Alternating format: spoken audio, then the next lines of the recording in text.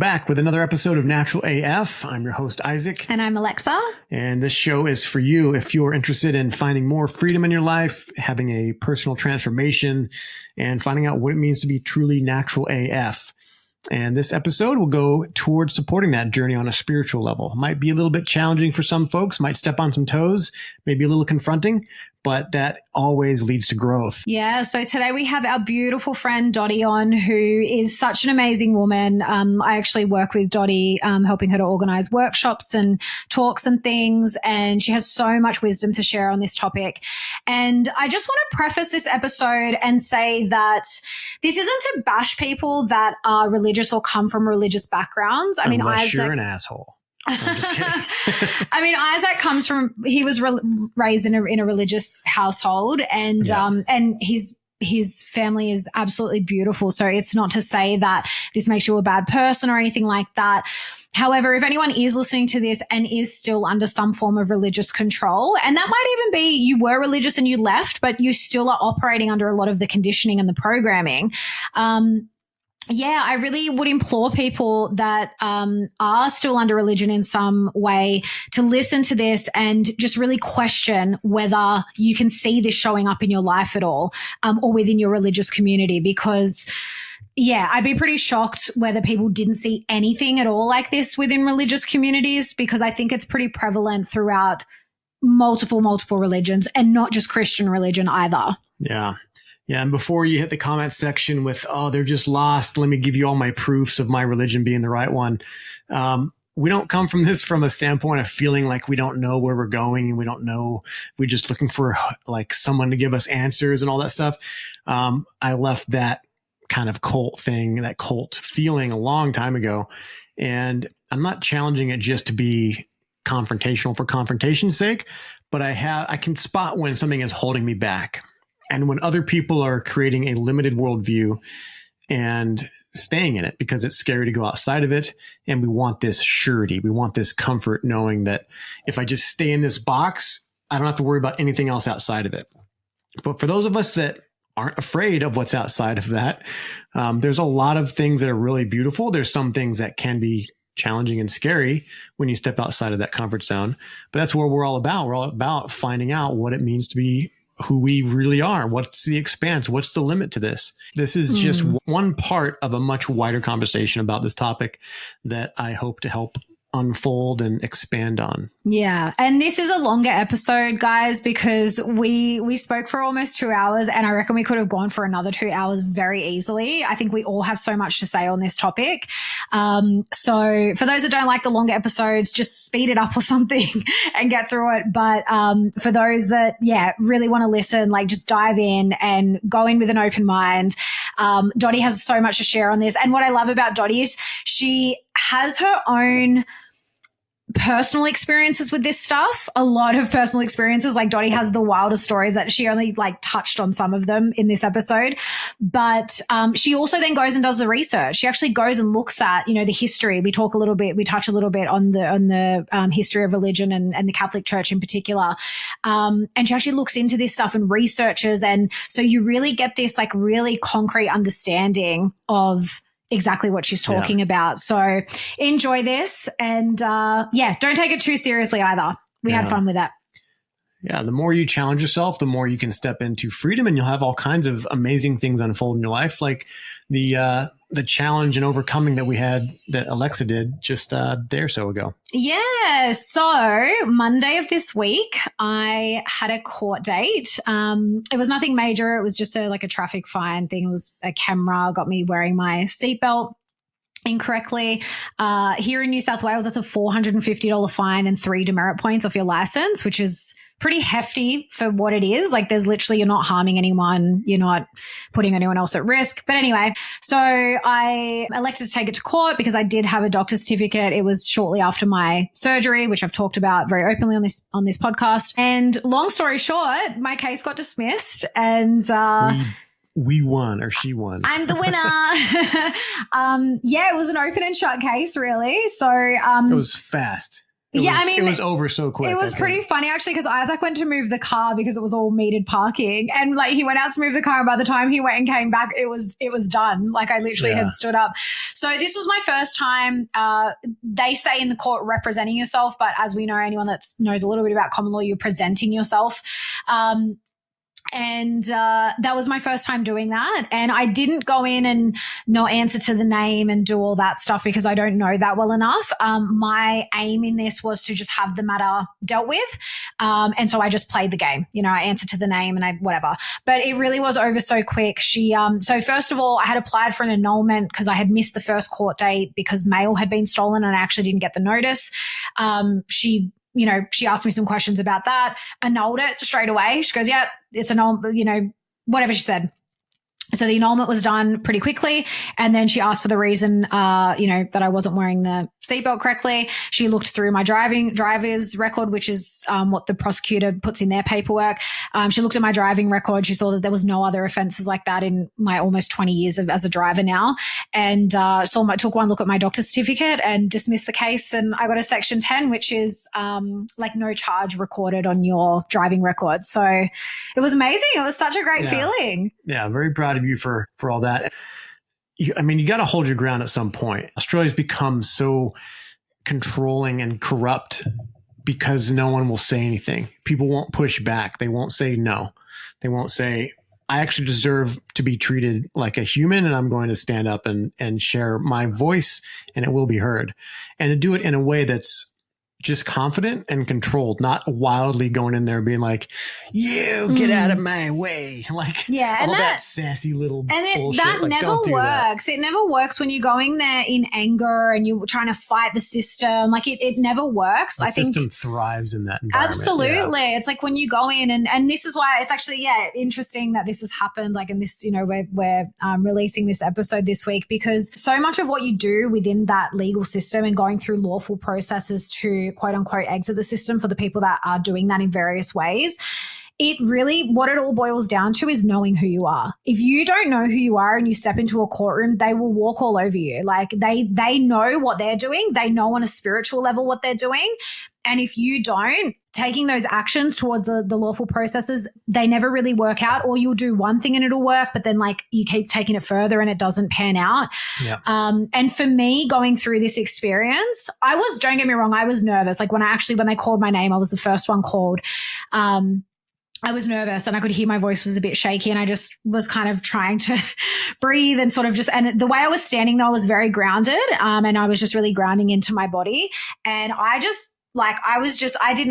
held my gaze on the judge, on the magistrate. And I really didn't look away from her. And she only looked at me a couple of times and it was like she didn't want to look at me and she was busying herself with the paperwork and stuff. And then it was just in and out.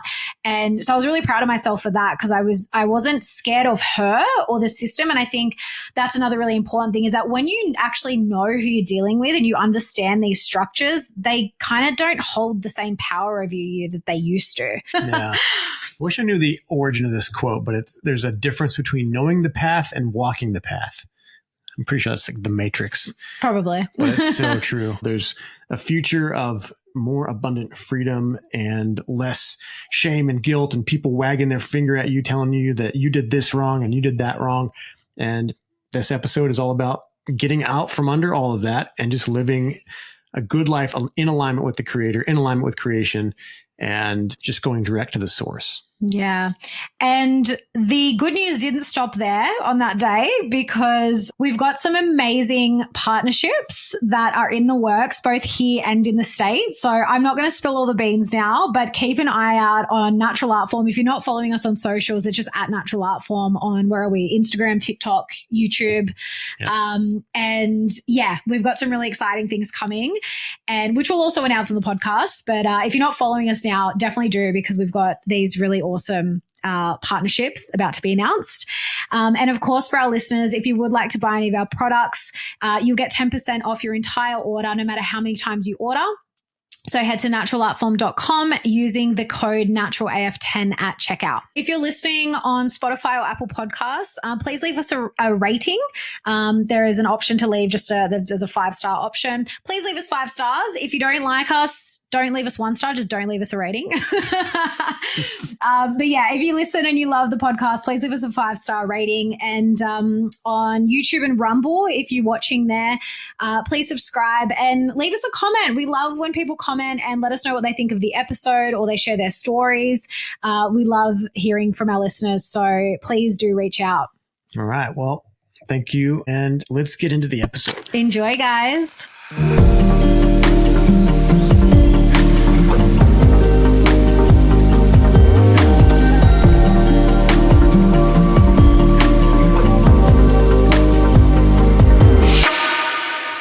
Dotti has over 40 years experience with inner healing and as an inspirational speaker.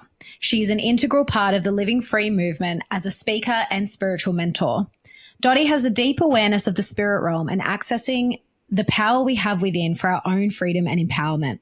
Coming from a deep heart's desire for every human being to experience an inner standing of who they are, Dotti's unique, honest, and guided work helps others to discover who they truly are on a spiritual level.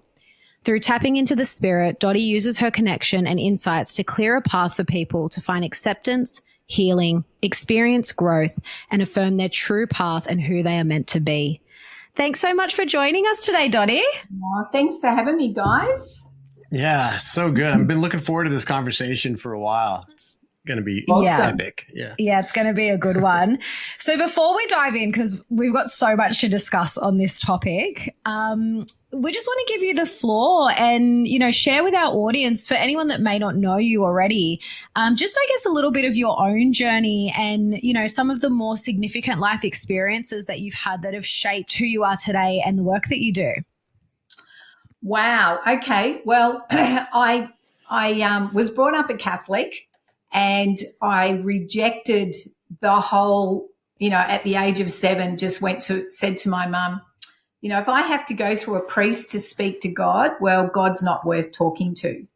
And she hit the floor and started doing her Hail Marys and her Our Fathers. And it was like, oh my gosh. But as a child, I was very God aware, but did not accept the mainstream, process on how you connect with God. So basically, I did my life. And then at the age of 23, I actually had an encounter with God. I had a face-to-face experience, and it was a transfiguration. It was a transformational. I was literally one person 1 minute and this completely different person the next. And, in between that age of 7 and 23, I had a really hard life. My mum was, cruel. She was abusive. She was verbally abusive. So, you can imagine that shuts you all down, as a child. And really it made me hard and it made me angry. And so, I had a knack of really pulling people apart very quickly with my words, because that's what my mum used to do to me. And so at 23, when I had this connection, and it was a really beautiful thing. It was really simple. There wasn't this religious formulas. It wasn't, have to go through all these rituals and ceremonies, to try and find God. All I did was ask him to come into my life.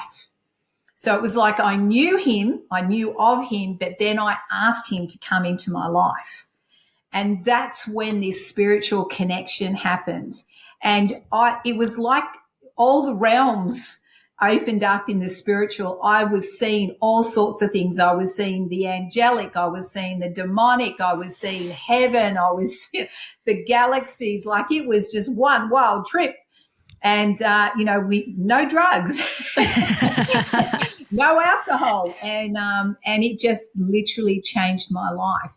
And that has been my foundation for the rest of my life. That is my truth. And like I would have visions and I would, see the future and it would come to pass. And I'm sharing these experiences with people in the church and they were going, oh, you can't do that. You're not meant to be able to do that. And I'm like, what? Because it is real. It is very real. It's realer to me than the things here on this earth.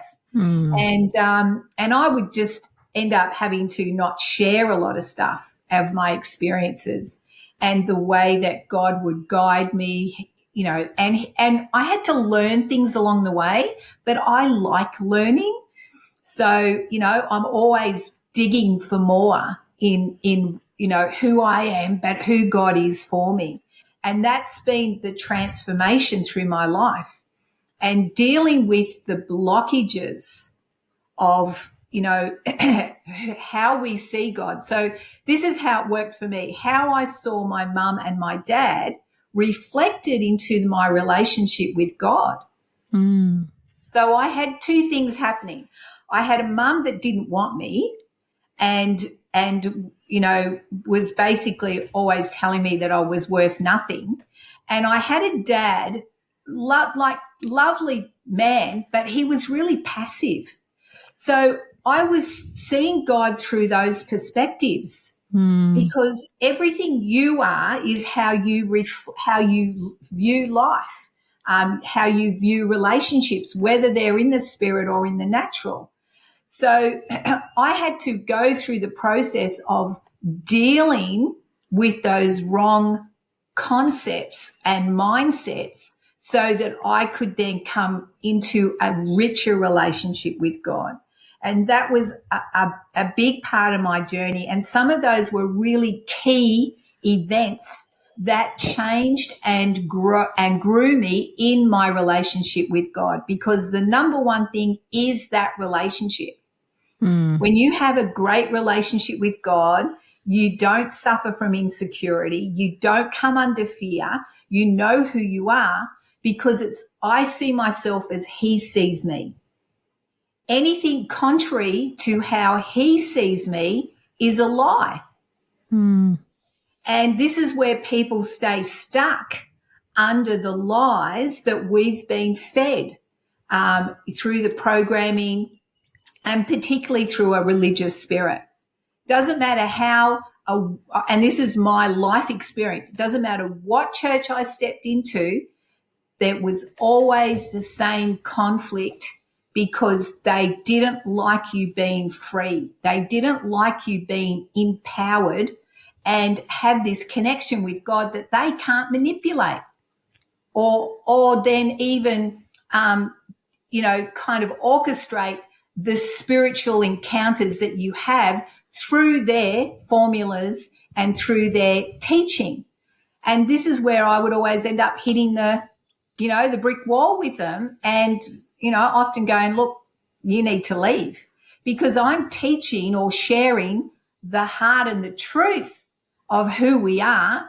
And that then is showing up their control, because churches are set up with a hierarchy that you are there to fulfill that pastor or that priest's vision and purpose.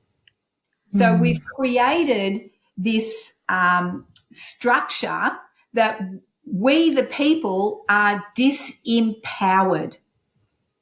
And this is something that I stand up for, because it's so wrong. It's so wrong, because we are all called to do something. We all have a purpose and a plan, and it's certainly not to sit in pews and, hand over our money so they can then live in their $1 million mansions and drive their Ferraris and have all their holiday homes and yachts and all that sort of stuff. And I mean, I know a lot of these people personally, and I used to go, this is wrong.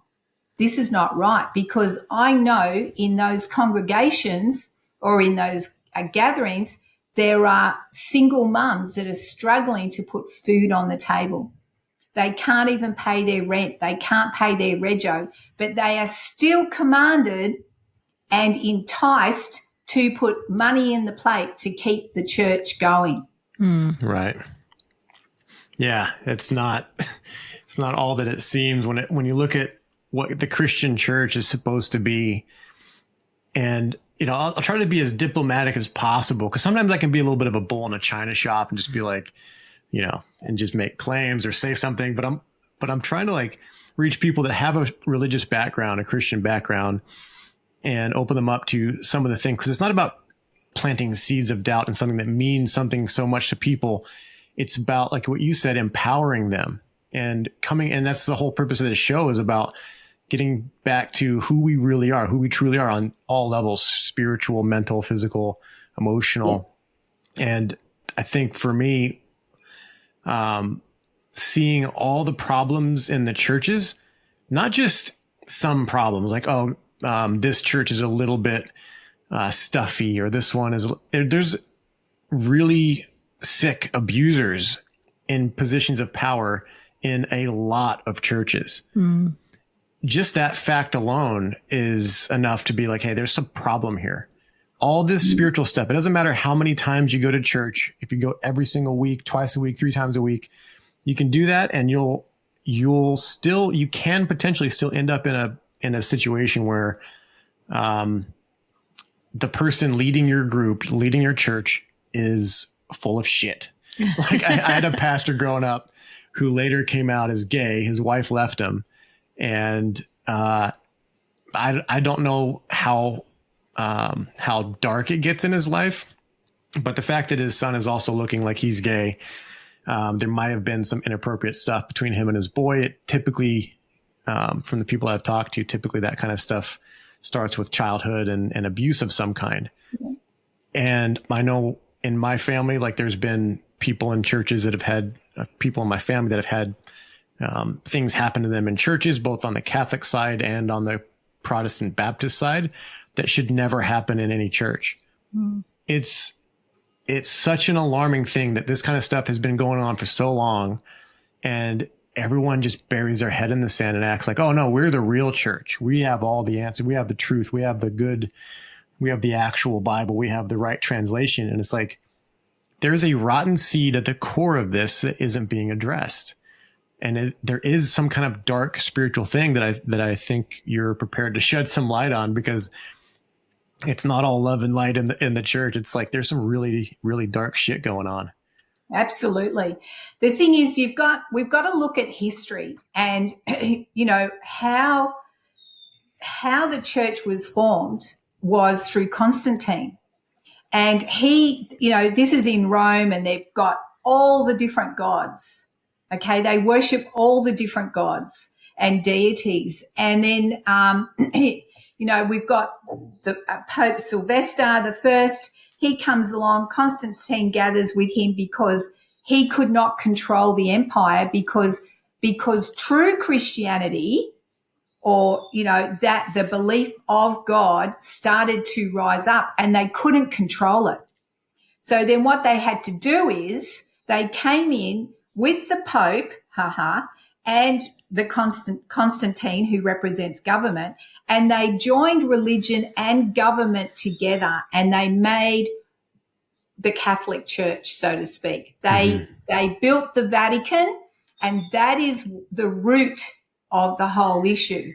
So, when you, like, I used to go into these churches, and they are a little bit, like, wow type of thing.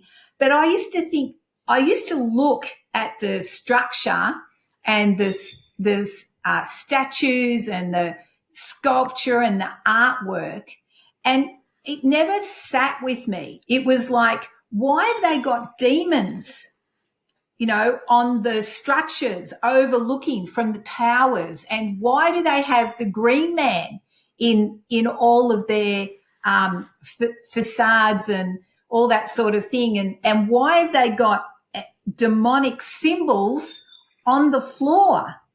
And, why is the church facing a certain way, and all these things? And as you unpack that, which is what we're looking to do in a workshop, it is all pagan religion that they have presented as one religion.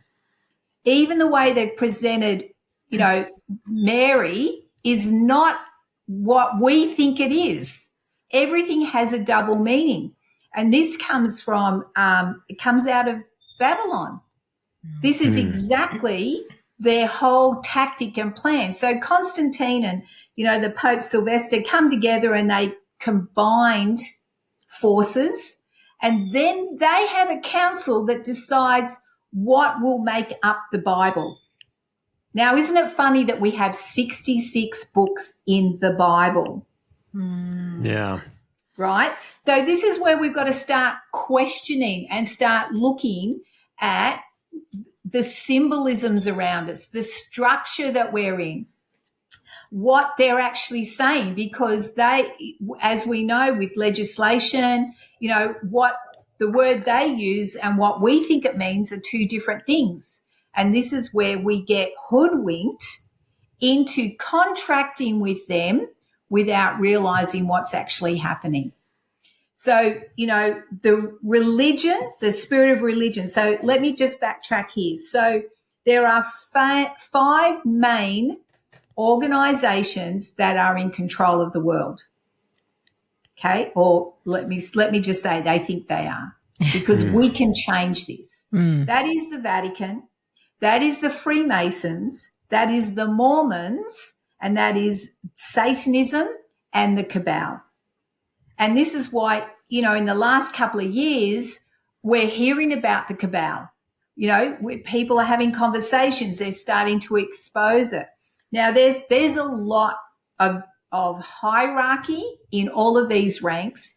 They all pretend that they're not connected, but they are all working together. The same as government departments are all working together. So, and behind that, we have some very strategic principalities that are operating throughout all of that. And this is what we've got to become aware of, because when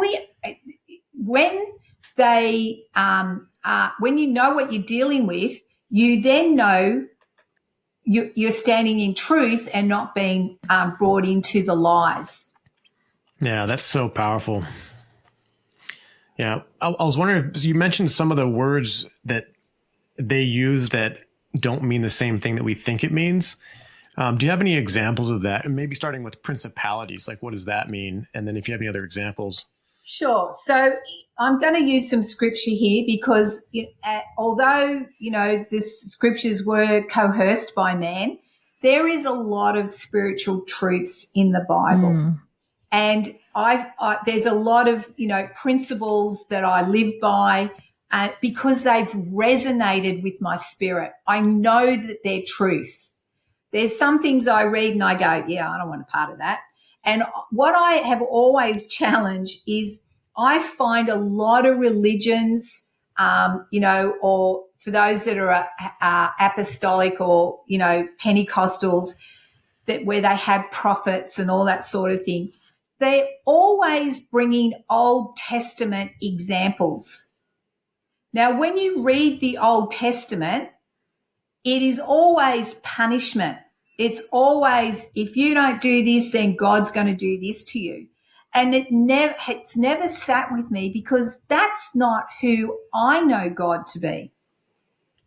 And also, I'm going to again go with the Jesus and him dying on the cross and what we're taught that he represents, then we're in a whole new way of living, right? So scripture says he's the way, the truth, and the life.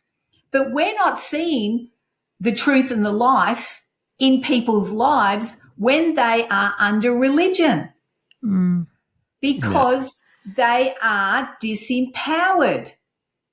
So these are the things that what I find to be spiritual truth is the fruit of it.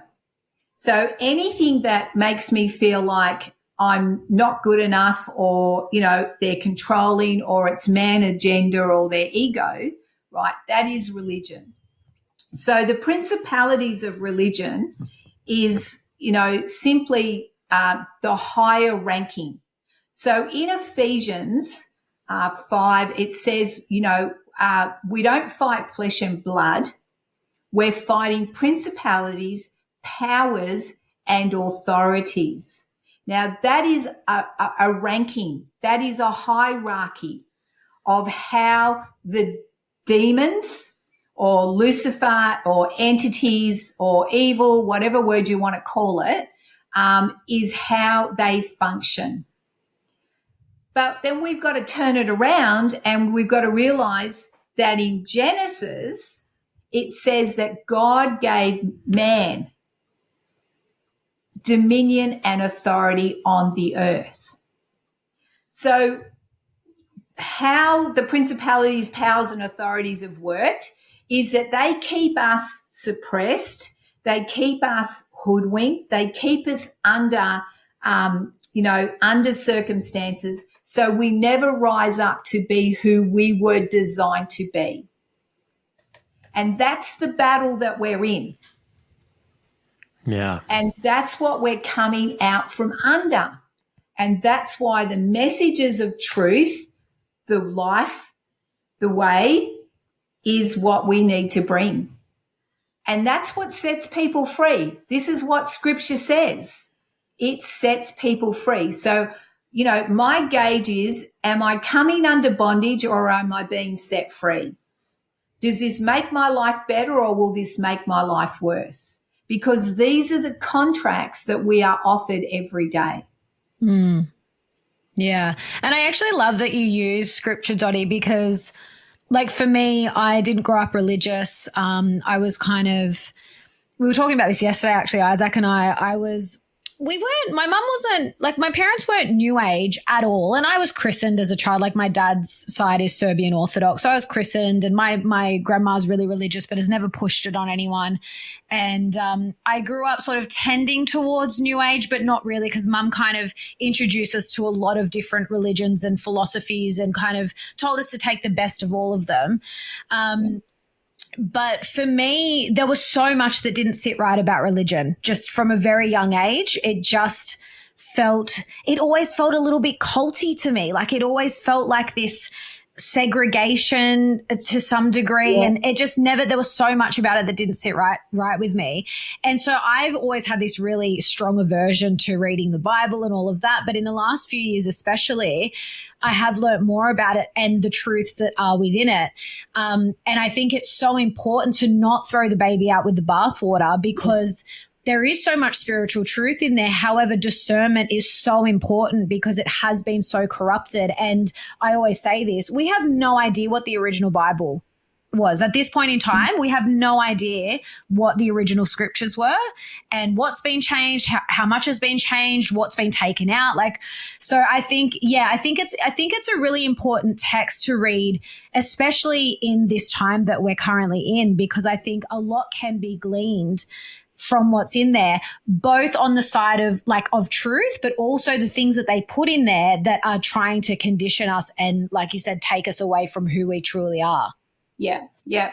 And this is where, if you're new to this, the New Testament is definitely the better place to read, because and the reason I say that, and going back to, Jesus as an example, as a representation of, walking in right relationship with God, and the things that he did are the things that we can do in that right relationship.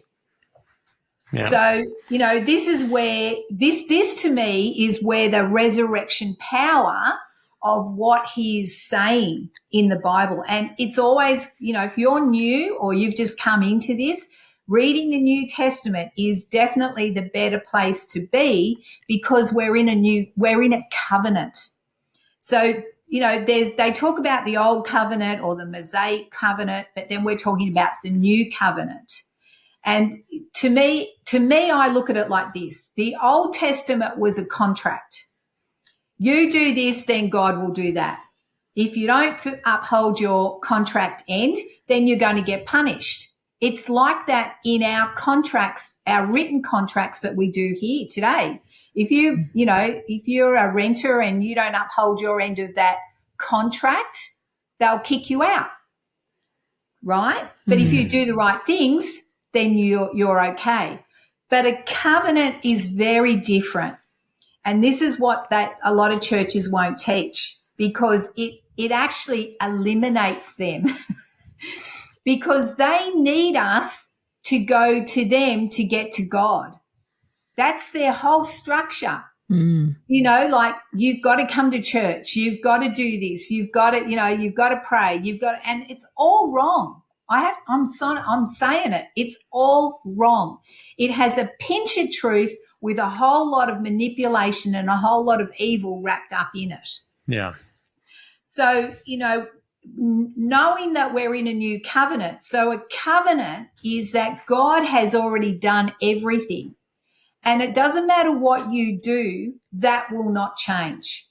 So let me go to the fact that God has unconditional love. So it doesn't matter what you do, you will always be loved by God. You will always be accepted. He will never leave you or forsake you. These are his covenants, right? He's asking us to open our eyes, open our hearts and ears to the things of the Spirit. And this is available to all of us. So I've come across for years so many people like, oh, I can't hear God, I can't see in the Spirit. And I look at them, I go, why not? Because they are believing a lie, right? And sometimes they have participated in rituals and ceremonies that have blocked that. It shuts it down. So then not only have they gone another step further, they now put things in our food to shut us down. And, you know, if I can throw some "oh, what" in there if you want right now, but part of the "oh, what" is in the satanic side of things, they have a structure. Do you want me to go into this, guys? Yeah, absolutely. There's no holding back here, Dotti. Okay, so there is a structure, and the structure is, you know, like we've heard about the children that are in the tunnels and breeders, all that sort of thing.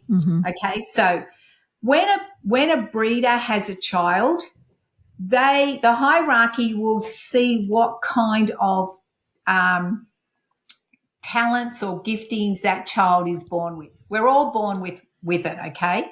So they'll discern what kind of, and they will discern what position that child is going to take in the future.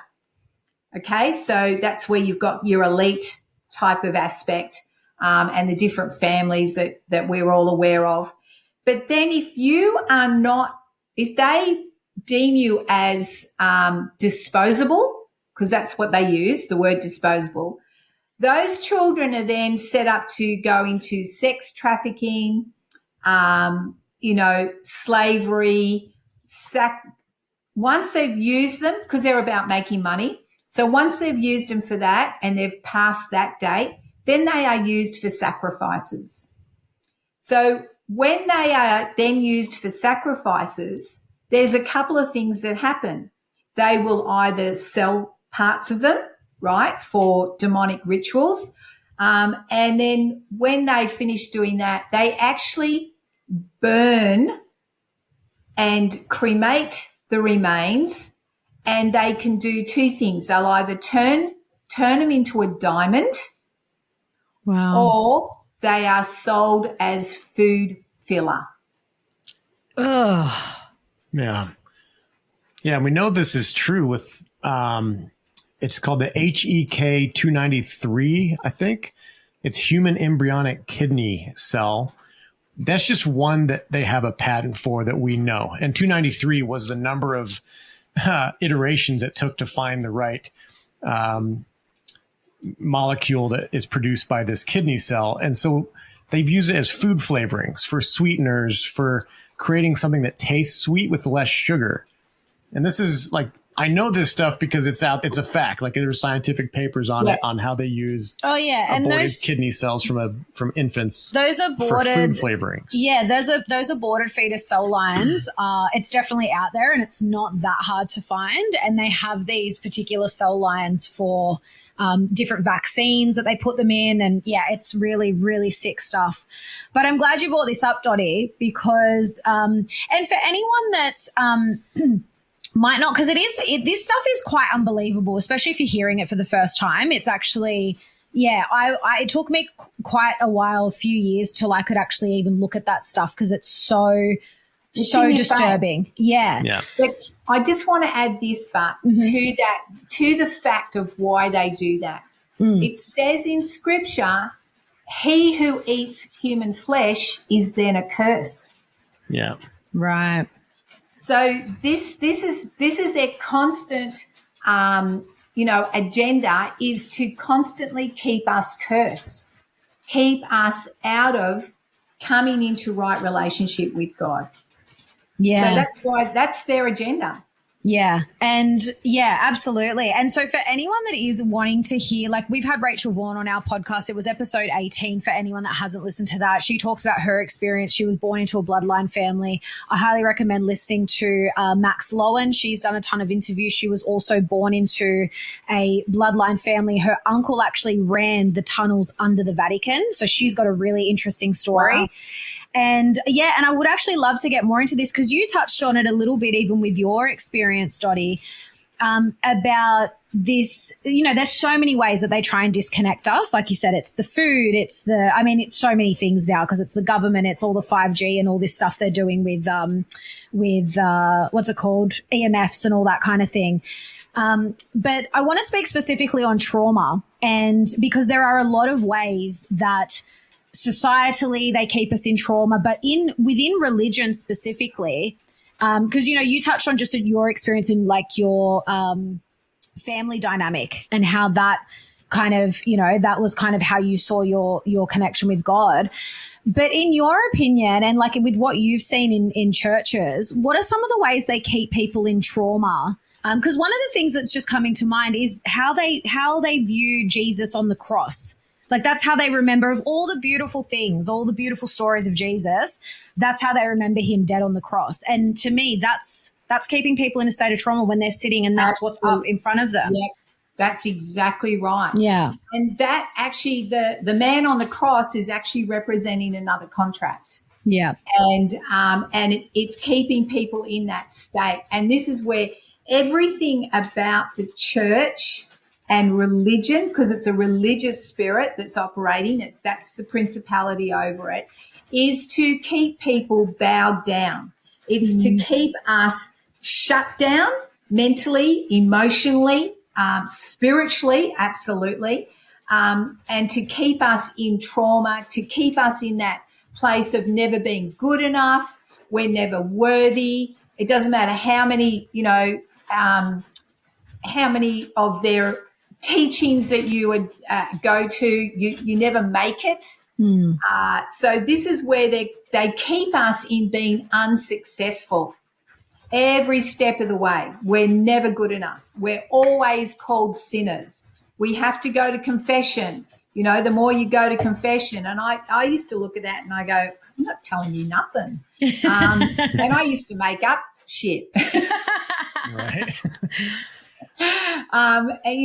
So it's like, it is just such a fast. But people buy into it. And then what happens is they create people that become religious. So when I say that, all of a sudden, everything's, you can't do this, you can't do that. If you don't do this, then you're going to be punished. And parents can actually punish their kids, in the sense of, if they've made a mistake, they're continually punishing them for their mistake. And this is not God. This is not the heart of God. This is not the one that created us. It is such a misrepresentation, and it keeps people bound. It keeps them in a life of lack in every aspect, in a life of trauma, that in a life of fear, which is their biggest tactic, is that everything is fear-based. Everything is manipulative. And I'm going to say this, but to me, that is just pure witchcraft. And that is exactly what they participate in.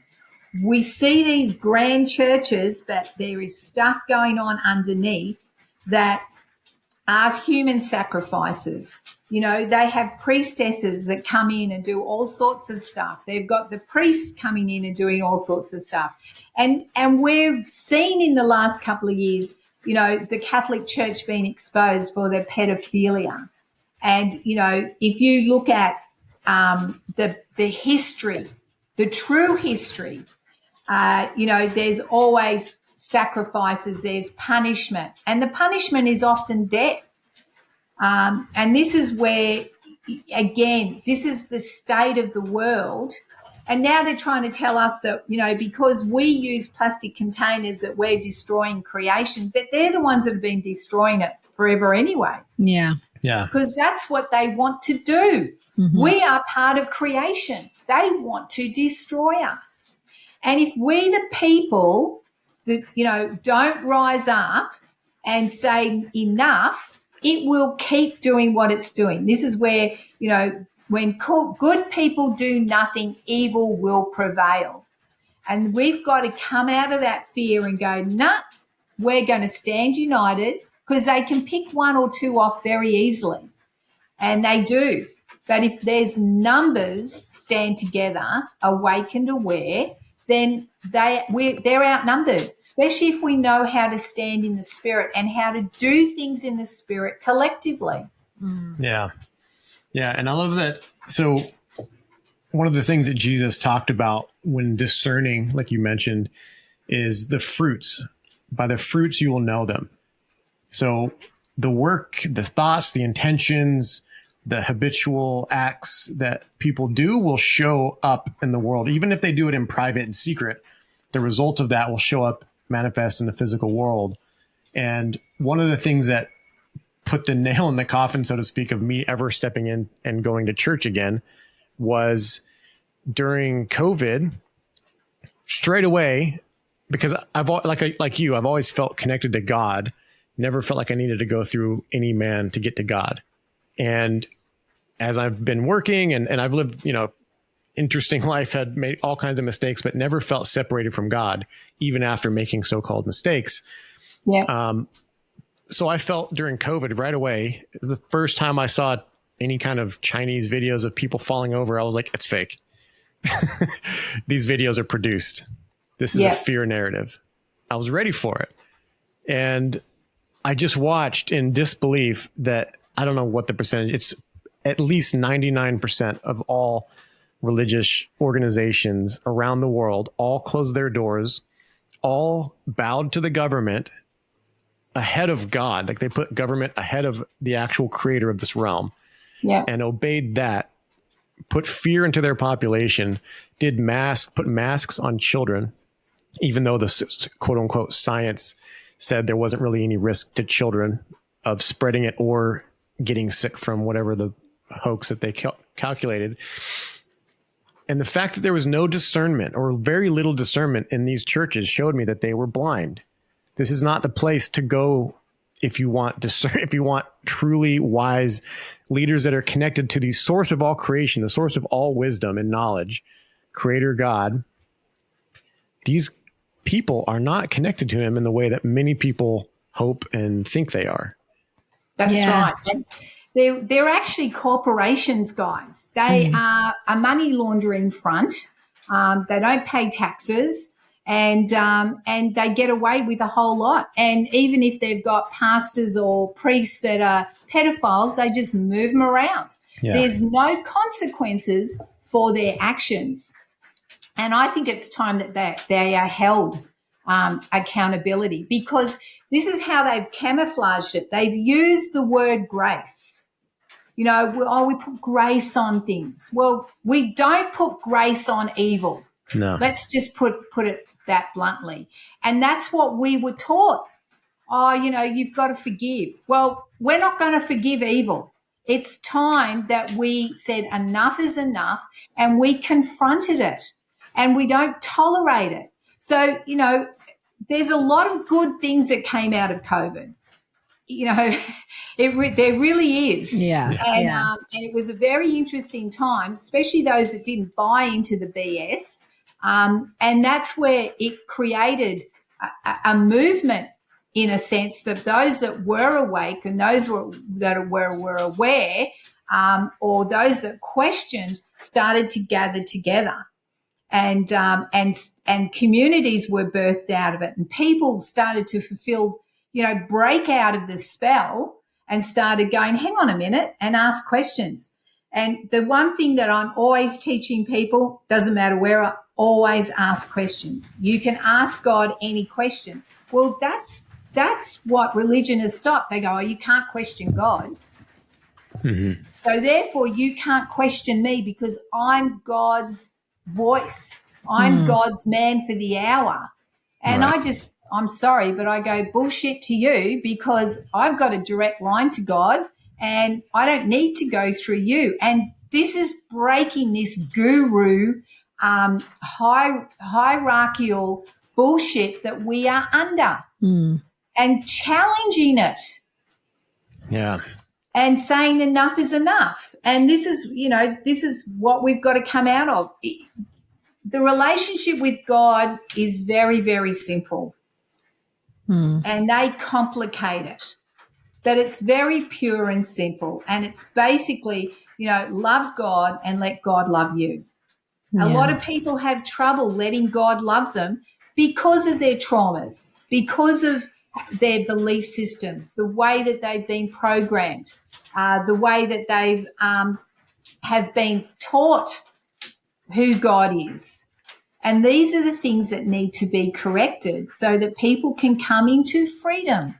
They can come into liberty. They can come into truth, and they can have a life, and a life that's abundant. It's got good relationships. It's got people that genuinely care. It's amazing how many churches you go into that if you don't play by their rules, you're excommunicated. Yeah. And then you see people who you think were your friends for 5 years or 10 years, and they see you in the street and they turn the other way and won't even talk to you. And I go, wow, like that's how programmed they are. Yeah. Yeah. Yeah. And I'd love to get some more into that because it's just, this is the stuff, whether it's religion, because you can apply this to so many things. It's when you see like clear contradictions that you know that it's not in truth, because even what you were talking about earlier with the contracts and basically what you were saying, it's like your terms and conditions, right? Yep. And that's what religion is based on, is God will only love you if you these are the terms and conditions. Yeah. And then because then you said after that is that God loves us unconditionally. That's what unconditional love is. That is the love of God. And it's universal. So already there's your contradiction, and there's so many within religion. So I'd love to get more into like the conditioning, because I think Isaac and I were just having this conversation yesterday about there's very clear religious programming that you see show up very commonly in people that have been raised in church, and really doesn't matter what church. Like we were talking yesterday about so there's a lot of people pleasing that happens. There's a lot of, the fear programming is huge, and they do that in a lot of different ways. Poverty programming. I'd love to hear your thoughts on this, Dotti, and what you see most commonly, and how people can start to be more aware if they're in, religious communities. How can they start to see this within their own lives? Well, part of it, like some of the conditioning that I've seen firsthand is that a lot of pastors tend to play matchmakers. So they're telling people who they can and can't marry. If they're going to their finances, what they can and can't do with their finances. Like, guys, this should be screaming red flags right now. Yeah, exactly. So, and it's like, what the heck? Now, I have been involved in churches, and I have held pastoral positions, and but I've always, tried to bring people into their divine connection with God. That's just who I am, and I'm never going to apologize for that ever again. And part of what I found is anything that is contrary to your free will, Anything that manipulates you either through guilt or shame or fear is, again, witchcraft, because God does never operate out of controlling you. This is what people don't realize. Everything about God is about free will. He gave us free will. The reason that he gave us free will is he didn't want a bunch of zombies that would go, yes, sir, no, sir, 3 bags full, sir. Yet this is exactly what religion does. And this is exactly what Lucifer wants, right? So everything is about free will. So if I ever feel the intention or the frequency of manipulation, of guilt or shame or condemnation, which is a big one that the church uses, I just step back and go, I'm not going to be a part of this. If anything that I do is always done because I want to, right? So the connection that I have with God, the relationship I have with God is because I want that relationship. It's not because I have to have it. I was never in a place of I need God, I just came to this decision because it was from my heart. It was genuinely, I want God in my life. I didn't even know what that looked like. But it was just a point of time where I just went, I want God in my life, and whatever that looked like. And I tell you, I was hungry to know how to have this relationship with him, who he was for me, and find out who I am. And the most beautiful thing in that, that moment of time when I was 23 was the first time I felt unconditionally loved. I felt fully accepted when the 23 years before that, I never felt any of that. And that can only come from God. See, everything in this world cannot satisfy the hole that you have within you. And everyone's got it. So people will try and fill it with drugs. They'll try and fill it with sex. They'll try and fill it with parties. They'll try and fill it with alcohol. They'll try and fill it with relationships. But none of that works because you are looking from outside of you to material things or physical beings to fill that hole. It needs to come directly from your creator. And that's where it's so simple, guys. It's just asking God to come into your life and then walking with him in it.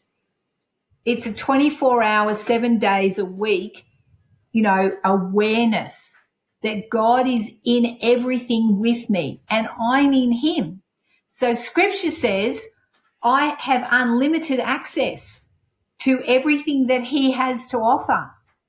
So my journey is my soul learning to tap into my spirit's geniusness, to tap into all the wisdom that God has on offer. So this is where it's the role reversal. Religion is all about mind. It's the mind, it's the physical. God is about the spiritual. And then the mind, then the soul comes into alignment. Yeah. So once we break this mind control, this spell of not being good enough, trying to work our way into heaven, that's the other one. Oh, when you die, then you'll experience heaven. What a load of crock. Yeah. You can experience right here, right now. You can experience the fullness of God. You can, move in the Spirit. You have the Spirit with you. And like I said, Jesus is the perfect representation. Now, if you make a mistake, doesn't matter, does it, Isaac? You just dust it off. You go, whoops, I made a mistake. A sorry is always a great way to restart. An apology always clears the slate and we can start afresh. Every morning is a new day. He's new every morning. So this is what we can step into. But so many of us through religion are dragging our past because they're constantly flogging us about our past. I don't know about you, Isaac, and you may have witnessed this, but they'd have this bikie guy or this, prostitute that they would get up to share their testimony, right? Right. And they're talking about their life and their, all the things that they did and the nitty gritty, and everyone's like, whoa. And then at the end, and then they go, and then I accept Jesus. Mm-hmm. I'm like, why are we glorifying the person's life beforehand, and then we tack on God or Jesus at the end? What about let's glorify the people that never had to go through that? They never had to go through hell to then come into, this incredible relationship with God. No one ever sings those praises. You know why? Because it's too boring to the religious spirit. It's not nitty and gritty. It's like, come out of being sacrificed and all this sort. You go, oh my gosh, there's a programming right there. Mm. And that's another thing. Sorry, just quickly on that. That's another thing that it's like this keeping people in trauma, because when they tell these stories and they get into such great detail, and it's like that amount of detail is not necessary. Right. Absolutely. Yeah. Absolutely. And this is where I go, wow, let's just, let's glorify the evil that has happened to that person, because that's what it is. Yeah. And they used to put them on a, traveling ministry, and every town they're sharing this story and reliving their lives, and then tacking on the end of it. Now, I'm not dismissing that people have gone through a lot. I know lots of people. I know people that have come out of covens, and I've journeyed with them on how to break out of that, and their programming is pretty intense. And, what they have to do to come out of that. I'm not dismissing that. But this is where we have to look at why are we, elevating this trauma. And you know what I've found? A lot of the fruit of those people, they never stay. They never stay connected with God. They actually often go back to their old life, because there's never been allowed to be a proper healing that sets them free from those things. Yeah. Because a lot of those things or actions actually open them up to entities and things that start to control their life, or they start to see God through the trauma and realize, and then they can't connect. Yeah. Yeah. That's been what I've noticed in the church as well. I grew up non-denominational / evangelical. I've been to Pentecostal churches. I've seen, just all kinds of stuff from people, speaking in tongues and dancing, but then some of it has an authentic feel to it, and a lot of it's very performative. Yeah. And when it's authentic, I tell you, it's powerful. It's awesome. Light language or speaking in tongues is a very powerful tool. Yeah. And I highly recommend it because it does give you clarity. It does give you, when your mind's all, what am I going to do? It just settles you, and it gives you a clear path, and it taps you into wisdom. So I'm all for it. And when things are done authentically and with the pure intention, to me, it's like I have an audience of one, and that is God. He sees all, he's in all, nothing's hidden. And it amazes me that in religion, they think they can hide their actions, and then they put on this pompous religious facade, and people are buying it. And I've seen it time and time again. I've been able to look at people, and I've looked at them, and I'm going, man, you're in an adulterous situation. You're not even being true and integral to your family. So why would I listen to you on what you're sprouting from a pulpit just because you think you're the man? Mm-hmm. So this is what we've got to come out from under. And it's the same with our politicians. It's the same hierarchical thing. Oh, well, Albanese said it, so it must be true. I'm like, oh, my gosh, like, wake up. I want to. Yeah. Yeah. Why would they lie? But they also just don't know a lot of times. Some of these people do know, and they're very dangerous. Some of them are just operating out of ignorance and out of programming. a few things that I've learned through my own curious nature. I've been reading the Bible and prophecies, end time prophecies, since I was little. I used to bring a little New Testament Bible with me to elementary school. At age 7, I'd be reading it with my friends and like talking about, oh, the world's going to end. I used to have dreams about this stuff as a kid, knowing that I would have some sort of role to play in these quote unquote end times.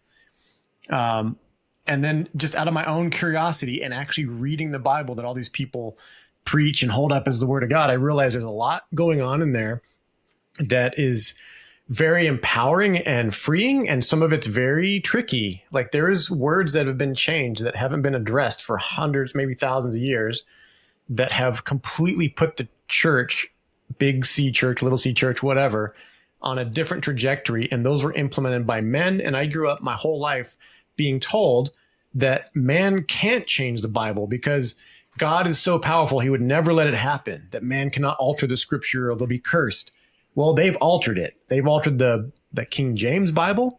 They've made an entirely new scripture for the Mormons, and they've made an entirely new one for the Jehovah's Witness. And the Catholics have a different Bible, and they've got different books in it that the Christians don't have. The Bible has been changed so many freaking times, and I've read most of them. Like I've read all these different books, and I've seen things that I'm just like, I was told this wasn't a thing. I can't even keep track of how many translations of the Bible there are. And I'm not saying don't read the Bible. I'm saying read it, but have your direct connection to God in play when you're reading it, and you'll learn, because the Bible isn't like a mystical book that I've been told it's a living text. You read it. It's the spirit in you that makes it come alive. If you're blind, you read the Bible as a blind person. If you're connected to God and you can see and you read the Bible, you'll see some stuff that your pastor probably has never seen. Yeah. Yeah. Yeah. Well, this is where we need to come away from one person supposedly having the truth. We're all meant to have the truth. Remember? Jesus is the way, the life, and the truth. So, and again, he's a representation of being in perfect relationship with God. And then that flowing through him. And that's available to all of us. That's what we were designed to be. And that's what we need to come into. Like sometimes I go, imagine a world where everyone we don't even need to speak. We already know what you would need or what I would need. And we just flow together. I think that'll be a beautiful day. But we've got to stop letting religion and corruption and, this to bring down this hierarchy. Now, we still need structure, right? And I want to say this, there are some absolutely beautiful people in churches. It's just such a shame that they are being misled and hoodwinked. And I just want to call them out from underneath the BS and call them into truth, because there are some beautiful, beautiful people. But so I'm not, it's not everyone in one bag, but I'm targeting the religiousness. I'm targeting that spirit that then controls these people and has them totally blind. Yeah. To what Scripture says, and then they use Scripture to condemn. That's the other thing. They, you come into those organisations and then they're condemning you with the Scriptures, and I'm like, but that's not what the Scripture means, right? Because they're reading it from their head. So, and they can twist it, and I think there's actually, Isaac, 4,000 different interpretations of the Bible. Wow. Yeah, sounds about right. It's so, a lot. It's full on. And, there's certain ones that resonate with me, and then there's ones that I go, nah. And part of that is that the intent that's being written, they're being written with. And the one that came out about 10 years ago, which was called The Passion. And Brian Smith, I think, is the one that, if memory serves me right, is the one that interpreted the original Aramaic into English. If you read that Bible, it reads very, very different. Oh, I bet. Like especially the Song of Solomon is very, very different. It just opens you up into this incredible encounter of, the true relationship with God, because the words that we've been condemned with, when they come into their true written value, they mean something completely different. And that was a really, again, another beautiful journey that I went on. And like for me, because I was churched and I was, this is the word, that sort of thing.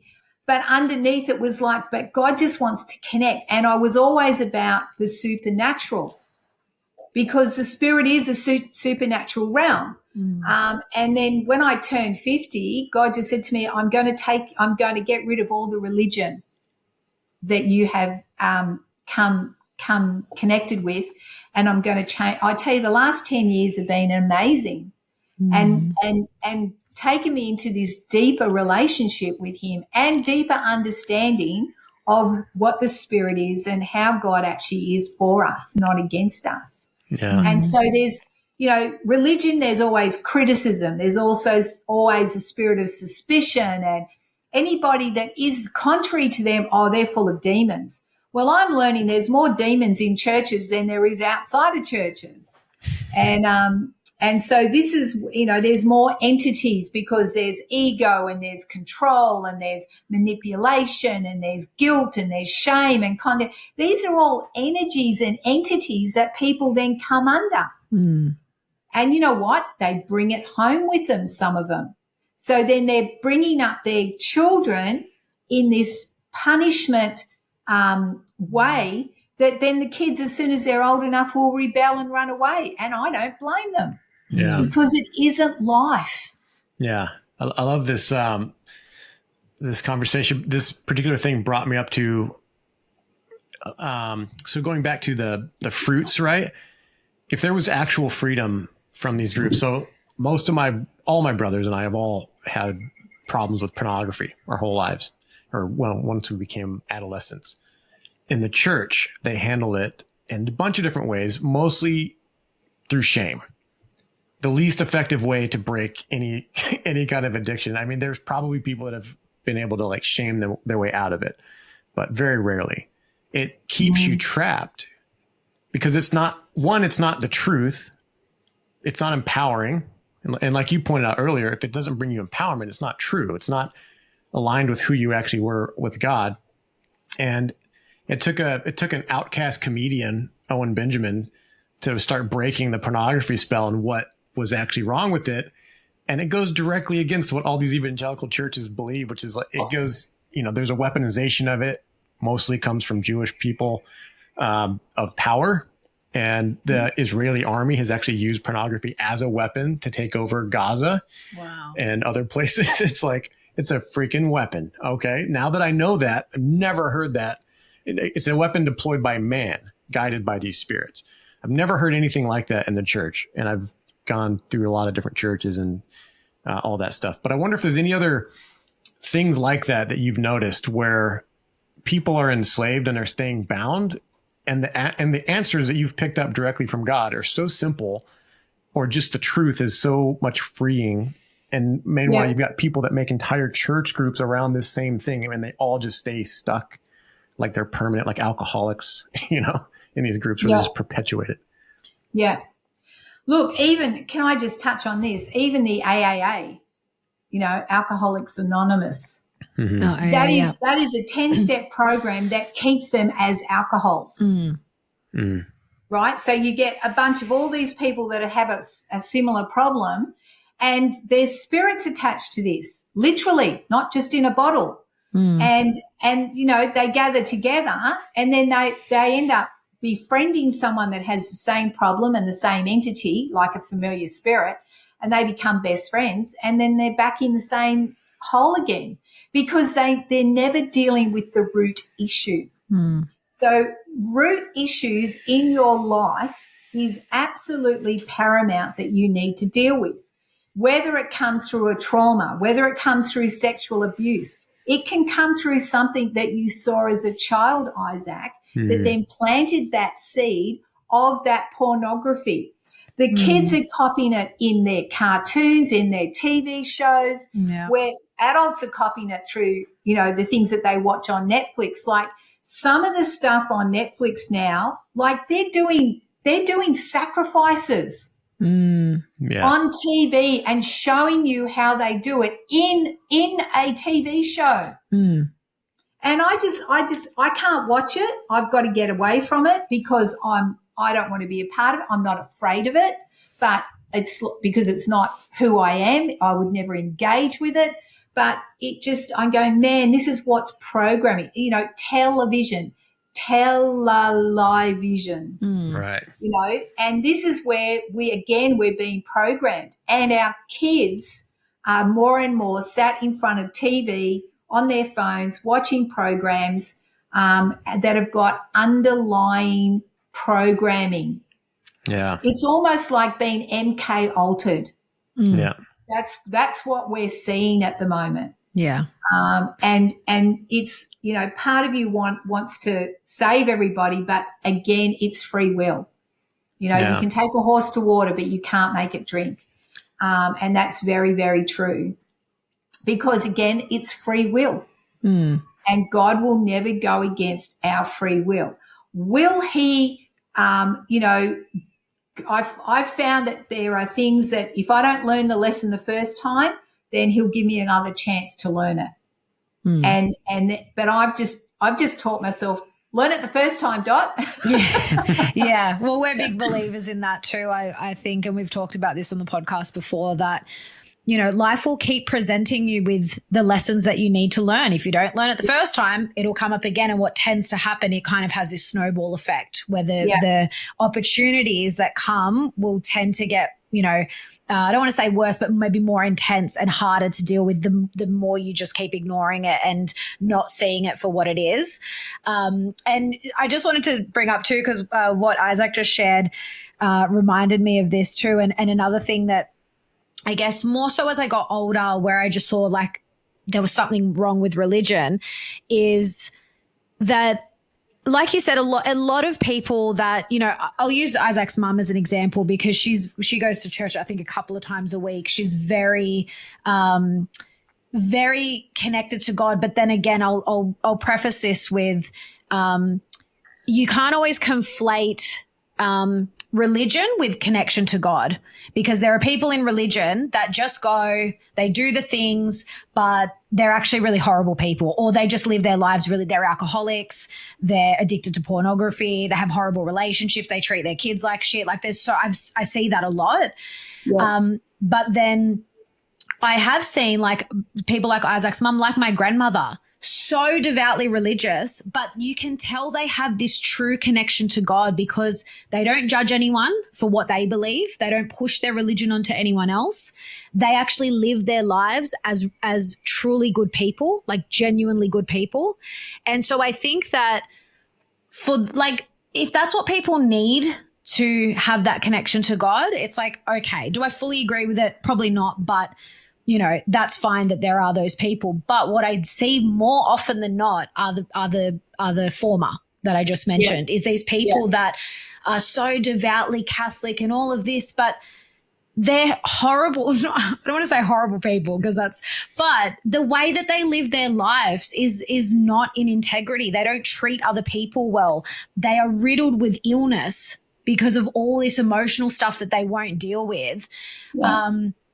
And even I know Isaac's had, he mentioned the one pastor that turned out to be gay and his wife left him and he was living this lie. And then he had someone in the church that was like a cocaine addict. It was I think he was worship leader, but he was the drummer for the band for the church. And we used to work for him painting houses. And I remember hearing him sniffing really loud in a bathroom one time, had no idea what it was. And later I realized, he's doing coke in the church, in the bathroom, as we were like about to paint something. I'm just like, and I really don't judge that guy either. I feel for him and I feel for his family. He's got, had some young kids at the time and he's going through his struggles, but the church leaves them not intentionally all the time. I'm confused by that, but I think it's ignorance. They don't know how to free themselves. They don't know the freedom that they can truly walk in. They just say, give it to God or Jesus. Just love Jesus, and Jesus' love will cover you. Like, these are things that I've heard my whole life that do nothing for me. It's like, oh, I've got this problem. What do I do? Well, just give it to God. Okay. Yeah. But what do I do? Yeah. Like, how do you end the cycle? Well, and that's... you don't. You're not powerful enough. You can't do it. I've literally been told that. You can't do it. Only God can do it. Well, because it's still outsourcing, isn't it? Everything in religion is about outsourcing your own power. Yeah. Yeah. And the thing is, they've got to validate why they're necessary. Right? So as long as you keep needing them, that validates them. And so there's two things that happen here. Number one, a lot of people go to churches because they believe it's the only place that they will be accepted, right? Church is meant to be accepting. Well, it isn't. That's another lie, because, if you don't fit their mold, you're ostracized. And the other thing is, churches and religion will not teach you how to get free, because it's not in their interest for you to be free. It's not in the principality that rules over religion and New Age in a lot of way that will set you free. They want you coming for their programs. They want you coming for, church every Sunday to get that connection with God. A lot of people think they can only find God in a church building. And that's the biggest lie, because he's right here with us right now. He's everywhere. And that's what they don't teach. Yeah. They teach that he's a God that's far away. They even write songs about God being far away. Well, that's not my experience, and it's not a lot of other people's experience too. I'm not the only one. So this is where, again, it's that distance, that programming of, well, you have to do this, then maybe God will hear your prayer. And then if God doesn't answer your prayers, it's your fault because you don't have enough faith. They haven't taught you the right way to pray. They haven't shown you how to actually connect with God in the true sense, not, God, here's my shopping list, or this is what I need. He already knows what you need. So, and if you see it in the Spirit, you already have it. So these are the things that are not taught. They don't want you to know that. They don't want to know that you can actually roll around on the floor laughing because you are enjoying God's presence in such a way that it's fun. They don't want you to have fun, because it says scripturally, a merry heart makes the person whole. If we have joy, if we have fun, it's like medicine. They don't want us to have medicine. They want us to have pharmaceuticals. What does the word pharmaceutical mean? In the Greek, it means witchcraft and sorcery.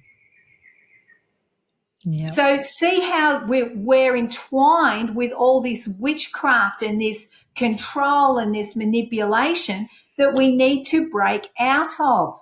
We're a society that's taught to go to the doctors, and whatever the doctor says, it's the truth. If we send our kids to school, well, if the teacher's teaching it, it's truth. It's not. All of these departments all working together under the 5 hierarchials that I said: Catholic Church, the Freemasons, the Mormons, the Satanists, and the Cabal. That's why we want to create a new world, right?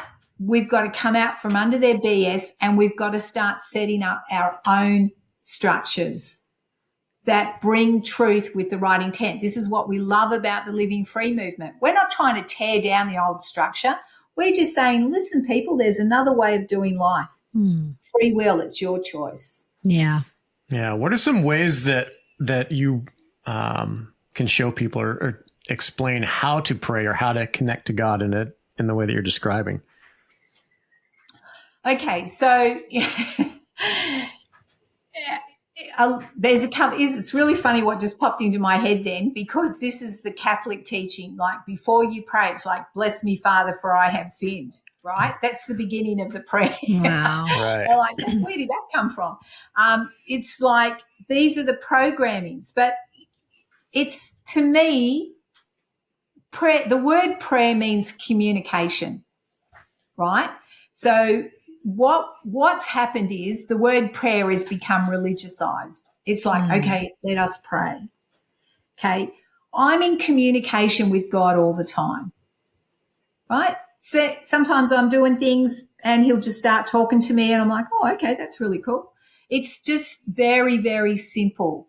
And a lot of people, you know, they've got their shopping list and they're complaining. They go, oh, God, I've got this illness and, you know, I need this to happen and I don't like my job. And there are some things that God just says, you have the power to change that. If you don't like your job, go find a new one. You know, but there's this mentality that's been taught that, well, if I ask God, God's just going to magically pick me up and put me over here and it's all going to be done for me. This is this instant gratification. This is that drive-through programming that we've been taught, you know, that fast food aspect that we've been taught. It's not about the formulas. It's about your heart. It's about the intention of your heart. And this is where we just are in simple communication. Now, some people, you know, feel that they need a formula because they're still growing their relationship with God. Okay. So, you know, look, I had a situation where one day God spoke to me. I was cleaning the house, right? And I'm just thinking about the things of the Spirit. And all of a sudden God says to me, he goes, you think I'm passive. And I was like, what? I was like, I don't even use that word. So I stopped in my tracks and I went, I think that you're passive. And deep down in my inner core, it was truth. And I went, yeah, I do actually. And I said, you take a long time to answer my prayers. And he goes, and this is what he said to me. He said, you think I'm passive because your father was passive. And it hit me. It was like chains just broke off me in the spirit, like things just shifted. And I went, yes, I do. This was my underlying perspective of God. But I wasn't aware of that. It wasn't intentional. It was a deep programming that he revealed. And from that moment on, my prayer life, if you want to call it that, just went to a different realm. And it was like I had this open heaven, because some people go, I feel like my prayers hit the ceiling, like they're not getting through, or it's like the heavens are brass. These are some of the explanations. There's a reason for that. So this is getting to the root issue. Why does it feel like that? Now, I had a gentleman come to me he says, I feel like I've just got this glass ceiling all the time when I want to go in the spirit. Very open, very lovely person, connected to God. And I said, oh, have you got Freemasonry in your family? And he went, nah. I went, you sure about that? And then he goes, oh, yeah, actually, my great-grandfather was a Rosicrucian. Oh, wow. I went, mate, let me tell you that Rosicrucians are part of Freemasonry. And we had to shatter that because that was a spiritual cap because of a generational actions. This is why I'm big about dealing with generational things and healing traumas, breaking the curses. There are things that we are not even aware of in our family that stop us from being successful, stop us from coming into the fulfillment of entering into the things of the spirit, right? And part of religion is constantly getting us to contract with them so they can curse us. So this is the awareness that needs to come out, is that we, you know, and what am I actually contracting with? What am I agreeing with? when you step into a church, they're not churches, they're actually temples. They're temples that idolize Baal and Astra. And they are some of the principalities under the Queen of Heaven, which is referred to as the Queen of Darkness. Now, she is Lucifer's right-hand woman, and she's the one that's orchestrating a lot of stuff. That's how it is in the spirit. But let me say this, there is a heavenly angelic, powers and principalities that oversee these. It's just we don't engage with them. We don't ask them to come onto the earth. Remember, we have dominion. Lucifer is here by default. He has got us hoodwinked to think that he's in control of the earth. And that's what we need to flip. And that's why every circumstance you face, every situation you face, you need to bring God over it, and you stay over it, not under it. That's why we need to deal with our issues. We need to break free so that he doesn't have a legal right to keep us bound. Yeah. Everything has to be done lawfully. That's why Satan gets us to contract with him, because then he has a legal right to access us. The Queen of Heaven thing is very interesting. My sister's Catholic Church separated from the Vatican in the 60s or whatever, after Vatican II, they call it. I don't know what that means. I could explain some of it, but basically the rules changed. They stopped doing the Latin Mass, and there were some other things that changed. So they separated. And so they consider themselves the OG Catholics.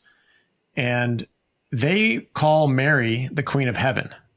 Oh, wow. And they worship Mary, although they don't say that.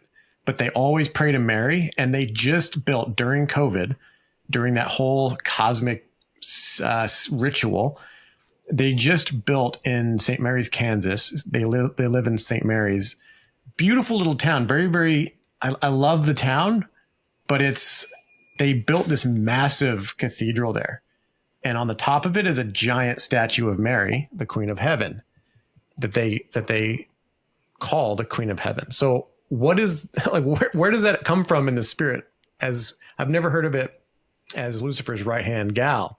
So that's shocking and curious. Okay, so Revelations 18 talks about coming out of Babylon, and that's where it refers to the Queen of Heaven. And this is where unpacking what we're coming out of, right? Because Revelations 18 is just full of so much information that we need to unpack, because that's exactly what we're coming out of. We are coming out of the Babylonian rulership, right, which is the Queen of Heaven, the Queen of Darkness. And she's actually, all the principalities that operate under her are all in Scripture. So they do refer to all of these principalities, like the Leviathan spirit is another one, the Jezebel spirit. The thing is, churches touch on the Jezebel spirit, but they always refer it to a woman that is strong or, can organize, or, what they deem as controlling. It's like, oh, you're a Jezebel spirit. They don't even know what they're talking about, because a Jezebel spirit is a principality. So, they are misquoting even how they deal with demonic, in the demonic realm. They, and I've seen this, I don't know if you've seen this, Isaac, it's like, they want to do a deliverance, and it's like the louder you yell is when you're going to have impact. Right. And the more the person's throffing on the floor, or, twisting and screaming, there's that drama thing, everyone's like, oh, we're getting the demon out. They're not. They absolutely are not. They are traumatizing that person. When I deal with demons and entities in principalities, they have to come out on a breath. They are not allowed to make a show. They are not allowed to draw attention to themselves. They have to go when I tell them, and that's the end of it. And there's a big difference, because a lot of the churches, especially the evangelical and especially in Africa, you know, they want the show. And because it, you know what? It elevates the man. It elevates the person that's casting out the demon. And I do not agree with that at all. And I've had to, you know, help people get healed from the trauma of their so-called deliverance. And this is where it lacks teaching, because you do not want to clean out a house if they're not prepared to maintain it. You're going to make it 10 times worse. So there's situations where people will go, oh, you know, can you give me help? And I won't touch it because they're not ready for it. They're not ready for that entity to be dealt with. They need understanding. They need a deeper relationship with God. And I found that God is well able to get rid of these things without human intervention. This is part of the trickery, is that they make us believe that God needs man intervention to do anything, right? That's what religion teaches. Do we partner with God? Absolutely. Do we need to partner with God to bring his will and his purpose onto the earth? Absolutely. But I have learnt, when he shows me something in the spirit and I go, okay, what do you want me to do with that? He says nothing. He says, I've shown you, now I can do something. Big difference. Sometimes he'll go, I need you to do something, and I'll do it. But it's not always about us doing the work. It's about that connection in the spirit and releasing it onto the earth. Yeah, that's one of the biggest things I've learned over probably the last year more so, is that these demonic attachments or these negative entities, whatever people want to call them, I kind of thought that, you know, because I've kind of spent the last few years especially really, I would say deepening my connection to God, sort of figuring out what spirituality is to me. Because like I mentioned earlier, I didn't grow up religious, but because I didn't really grow up with any grounding in any particular religion or philosophy, I actually spent a lot of my life not knowing who God was or how to connect or who I was in relation to God. Like, I was very lost for a lot of my life. And I think that's why I suffered with mental health issues from quite a young age, because I didn't have this sense of belonging. And and so for me, and then coming up to in my early 20s, that's when I found this group called the Brahma Kumaris, who have some beautiful teachings, but I now look and it's very new age. It's very, everything's love and light, and they teach you, you know, just positive, think positive and all this stuff. And there's no, I mean, I didn't even know at that time what shadow work was, but there's no dealing with your issues. It's very one-sided. And, interesting when you said like these stories of people that have been addicts or prostitutes and they tell their stories, and you said they never really stay. That's what I felt with this particular group. Like, when I first found them, changed my life. It was phenomenal. And I learned a lot of really good stuff from them, but I just did the pendulum swing again. Then I went, and then I was like, I started partying and doing like worse than ever before after that period of time. Yeah. So it wasn't really solving any problems. And so for me, and I forgot where I was going with that. What were we talking about just before? Because I was going to tie this to something else. Demon. Oh, that's right. Yeah. So in the last few years, so I thought, learning about all these demonic entities and stuff, like, I need to go to someone and I need help to get rid of these things. And I did actually see someone, and you and I had a conversation about that afterwards, Dotti. And the more I've deepened my connection with God and learned from people like yourself and people like Rachel Vaughan that are teaching this stuff, I learned that we have the power to get rid of these things. And it's very, like you said, it's very simple. I find that like the things of God, what's the word? Like, there's so much wonder and unknowing, but there's an awe. Yeah. And there's a lot of this unknowing, but then there's so much simplicity even in the things that you don't know. It's just simple stuff. Like, these entities, if you feel them, And Isaac and I have both had experiences with this where we'll feel these things around us. And it's as simple as, I mean, I've heard of lots of different techniques, but it's as simple as, one, telling them to go. You have dominion over your body, and just telling them to leave. You can imagine them dissolving in gold light or white light. You can send them unconditional love because they can't exist in the frequency of love, and then they just go. So yeah, and that's what I love about what you teach. It's about taking that power back, that we don't need to go to other people. And in saying that, there's a time and a place for that. Like, obviously you help people through this stuff, because sometimes, especially when you're breaking free of religious programming or new age programming and you don't really know where to go from there, people such as yourself can be so, so helpful. But it really is, the end goal is to, you know, and I'm like this in the way I practice with working with people. I don't want people to see me forever. I don't want to be their crutch and come to me and I'll fix all your problems. It's about empowering them to do that for themselves. Absolutely. Absolutely. And it is, you know, the thing is, if you feel that there is something, you know, that is not right, it's the other question to ask is, okay, why does it think that it has a right to be there? Right? Because somewhere there's an agreement. Yeah. So this is what, going back to how you see yourself and how letting God show you how he sees you is really, really important, because often we contract through a lie and we agree. Now, I'll give you another quick example, is that my mum always told me I was fat and ugly and I was worth nothing, right? My entire life. And, you know, basically till the day she passed away.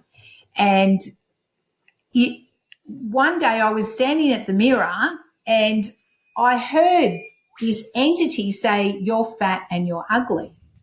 Now, it doesn't matter how skinny I got, I was still always fat, right? That was the perception that I had of myself. And, you know, because we're into, you know, presentation and how we look and all that sort of thing. But anyway, I heard it here and I went, hang on a minute, because I realized it was an entity. It wasn't just my mum's voice. It was an entity that was partnering with her to continue this program. She'd passed away. So this was the continuation of this lie. And I stopped and I looked at it and I just went, that's a lie, and you cannot say this to me anymore. And I've never heard it since. That's all I did, because I acknowledged that it was a lie. It was something that I had accepted, because when your mother tells you you're fat and ugly and you're not worth anything, you believe it because they're your parents. They're the ones that are supposed to be protecting you and nurturing. So what they say is truth. And this is why, as parents, it's detrimental on how we speak to our kids and the words that we say, not just to our kids, but to one another. So it was, and I've never heard that again. It's like, it was an absolute lie, because that's not how God sees me either. You know, do I wish I was a bit thinner? Yeah, well, I can do something about that. Do you know what I mean? Like, some people pray to get, you know, God make me skinny, but they're eating McDonald's and chips and chocolate. Like, what? And then they go, God doesn't answer my prayers. And I'm like, well, what's your part of it? Yeah. What? Yeah. Well, and that's the thing about these demonic entities and things like this that become attached. They have to have a foothold. So they can't just come out of nowhere. So if you've got, you know, generational stuff, if you've got an insecurity, if you've got, they just have to have one little thing where they can, you know, hook the claw in. And yeah, it is as simple as not only telling them to leave, but also then, you know, again, it always comes back to dealing with your own issues. So if there's an insecurity that you've had, like actually looking at that and being like, okay, well, where did this come from? Why do I see myself like this? What can I change? How can I view myself? You know, and I love that you always say that, like the way that God sees us, because I think, like, again, just from in my own experience, for so much of my life, not knowing what God was, who he was, how he sees me, I saw myself in a really negative light for a lot of my life. And, and this is coming from someone who I didn't have any significant abuse or trauma in my childhood. I grew up, my parents are still together. I grew up in this stable home. And, the way I used to see myself, there was this huge disconnect. And I think that's why, because now the way, that I have this connection with God, that's how I always see, like, God created us in his image, and to view ourselves negatively is to view God negatively. Yep. That's really well put. And that's exactly right. And that's why the influences on our life are the ones that we then see life through. So, if you've been, and this is all tied up with, our energy and our frequency as well, is that if we've been brought up abused, then we expect to be abused, right? So we set ourselves up. So we self-sabotage because that's the cycle of it. So I just want to clarify something here, is that, generational curses and traumas that get passed down, it's not so much that the child is now being punished for the past generational actions, or, I hate to use the word sin, but, actions. It's actually the effect on the family's DNA and the family's spiritual blueprint that needs to be set free from that. So often people go, I'm being punished because of, past generations. That's not it.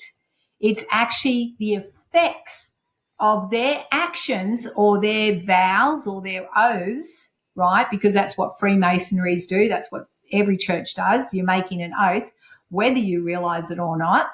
And that's what we're, on the workshop wanting to start to reveal, that we need to take that off our being so that we're free. It's same as that root issue that I thought God was passive.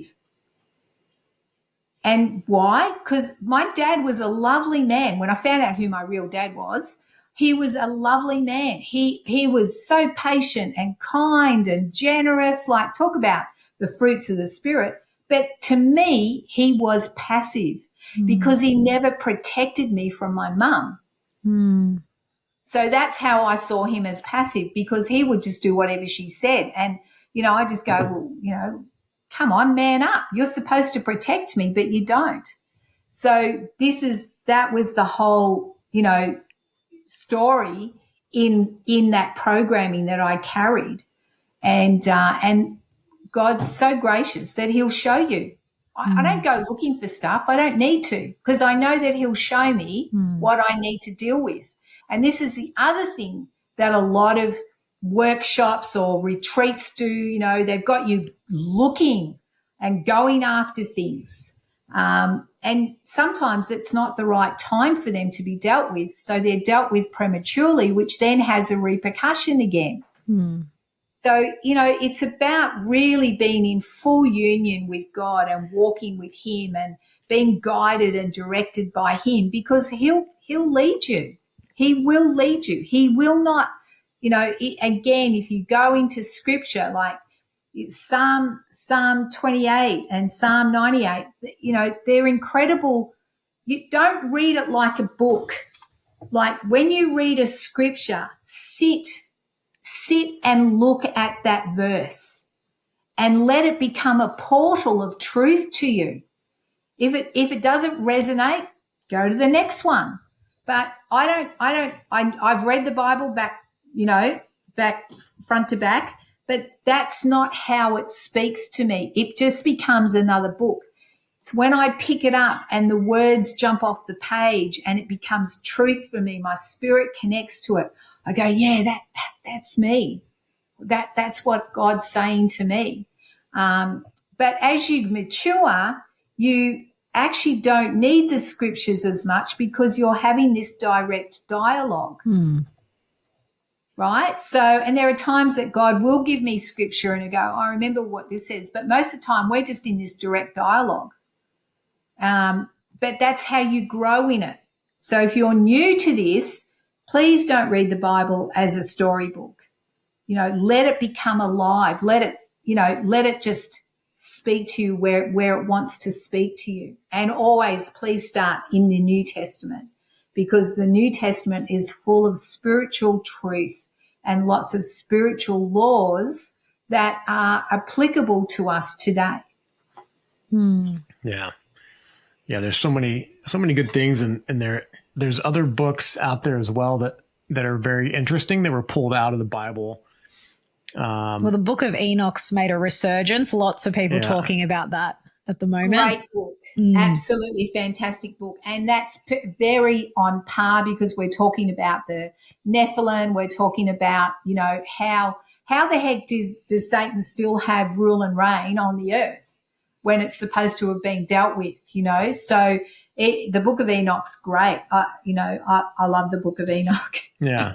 Well, I love some of his experiences. I go, I want that too. Yeah, it really just opens you up to a bit more of an expanded view of what this realm is and what else is out there. I remember reading it. I've read it several times, and it describes other realms between here and heaven. Even there's more than one. It's not just heaven, like one thing. It's like there's levels to it. There's layers. There's different aspects of it. There's other places with different plant and animal life. It sounds like trees that have these beautiful aromas and stuff. And it's just very curious stuff. There are so many different realms in the spirit, and they're really fun to go and explore. And they're really fun when you kind of, you step into them for the first time, and it's like, wow. And they change your life as well, because you're in the spiritual realm. So, your spirit becomes more alive in that. Like, the world is a beautiful place. There's aspects of the world that's really lovely, and I enjoy the beach and, the trees and things like that. But the things of the spirit excite me so much more. I'm happy to live out there. And have those adventures. And this is where, again, I want to touch on, a lot of the New Age movement is very similar to the Jesuit spiritual teaching. And it is all about creation, right? It's not about the creator. Yeah. And this is where whatever religion or whatever you're into, if it brings you into a oneness with the creator, and that awareness grows, then you're on the right path. As long as you don't have to go through a hierarchical, guru to get to it, because we can go direct. It's very important that people realize that. And they start to trust their intuition. They start to trust their spirit guiding them and directing them. Yeah. Yeah. Yeah, I love that you mentioned the New Age. And honestly, I really wanted to get into that, but I feel like we could do a whole other podcast on that, because a whole other episode, because there's so much to say about that too. I think there's a lot of pendulum swinging that goes on, especially for people that leave religion. You see this quite often, especially I've heard some stories from people leaving the Mormon church. And then they just do this pendulum swing, and they end up in these same sort of structures and, hierarchical organizations, or just where they've, the guru thing, because that's really big in the New Age realm. And again, it's still taking people away. And because the other point I want to make too is that within religion and New Age, there are still truths, but they're either inverted or manipulated into something else. And that's how you say Lucifer works. That's how Satan works, is that there has to be a nugget of truth, because they can't say an outright lie under natural law. So there has to be the nugget of truth, but then they invert it somehow, or they manipulate it in a way where you put it perfectly, where there's almost like this roof over you and you can't break through that. You just sit within here. It's very restrictive in a way. And again, when you look at what God truly is, God is expansive. God wants us to ask questions. He wants us to expand into what he is. And religion and New Age just don't speak to that whatsoever. And while you look at it let's look at it this way. In religion, look at their, you know, they have their little statues of Mary, which actually I didn't get to answer that question, is that Mary in the Catholic Church is actually the Queen of Darkness, the Queen of Heaven. You know, she's got a number of names, and I'm working on a presentation on this to really, really unpack who she is and how she's operating. So you've got your crosses, you've got, you know, all those, what do you call it? All the talisman and trinkets and things like that. Well, on the New Age side, you've got your crystals and you've got your pendants and you've got and the thing is, they're the same. It's just, people are starting to move here, so we'll move them over here. People need to realize it doesn't mean that God can't use those avenues to actually connect with you. But if you stay under their hierarchical rulership, you will be deceived. Yeah. Yeah. So, because that's the whole plan. We're coming out of this deception. And I had a vision probably about 6 years ago where, you know, God showed me, he said, people are going to leave the churches in the masses, and then they're going to leave New Age in the masses. And he said, and then there's a new flow. There's a new way of doing this. And this is something I've, you know, been percolating in my spirit going, well, what does this look like? And I've had lots of conversations with Dave going, you know, Dave, I'm seeing this, but I'm not seeing this middle vein of what the flow is. I know what it is in the spirit, but how do we help direct people into the truth of this? And in the end, God turned around and he says, I'll show you what it isn't. And I went, okay, that's a great place to start. And that's exactly what's happening. We're having conversations where I'm going, well, it isn't religion and it isn't New Age, but we're coming into this, I feel we're coming into this beautiful, innocent and pure flow of spirit with direct connection to God. And that we are going to be people of incredible integrity and honor, and we are really heartfelt people. So that's part of what I'm seeing that it is. But, you know, because I've gone through this process of, well, you know, what I've seen what it does in the church. I've looked at the New Age. I've tried to be open to what New Age presents in that, okay, people need their crystals. I get it. You know, people need their crosses. I get it. But that's still a lesser encounter in the spirit. Like it's still, what's the word? It's like, it's still a substandard level that we can actually encounter with God directly. Yeah. Yeah, and just for our listeners, you were referring to speaking to Dave Armstrong from the Living Free movement, because obviously you're very involved with the LFM. And and that's I'm glad that you mentioned him, because that's what I was going to say. That's what I love about the Living Free movement is this community of people that have experienced either religion or New Age spirituality and have come out of that because they see through the deception.